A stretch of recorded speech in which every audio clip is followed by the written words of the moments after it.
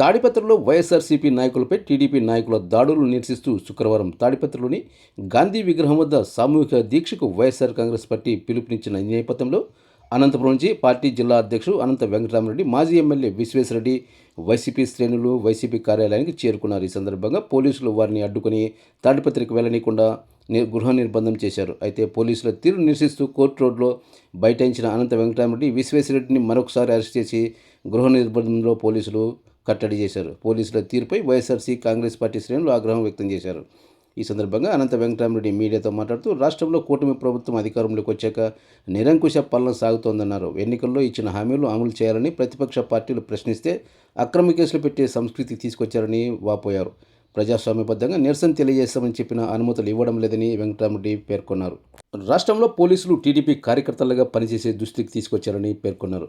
43 నా రాజకీయ జీవితంలో ఎన్నడూ ఇంత దిగజారిన పోలీసుల పరిస్థితి చూడలేదని అనంత వాపోయారు. కూటమి అధికారంలోకి వచ్చాక ఐపీఎస్లు టీడీపీ నేతలు చెప్పినట్లు నడుచుకుంటున్నారని అనంత వెంకటరామరెడ్డి ఆరోపించారు. రాష్ట్రంలోని 174 నియోజకవర్గాల్లో పరిస్థితి ఒకలా ఉంటే తాడిపత్రిలో మాత్రం మరోలాగా ఉందని వెంకటరామరెడ్డి పేర్కొన్నారు. తాడిపత్రిలో మట్కా, గంజాయి విచ్చలవిడిగా జరుగుతోందని, వాటిని అడ్డుకోవడంలో పోలీసులు తీవ్రంగా విఫలమయ్యారని వెంకటరామరెడ్డి పేర్కొన్నారు.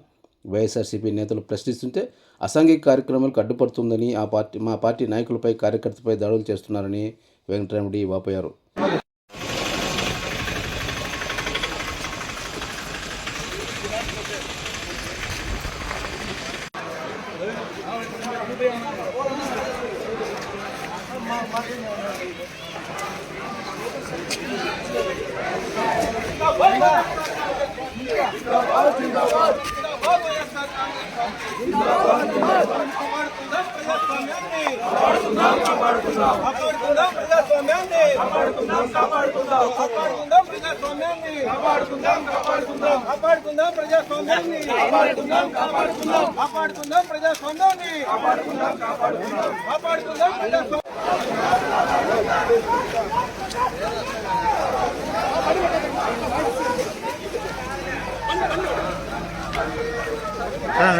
Run.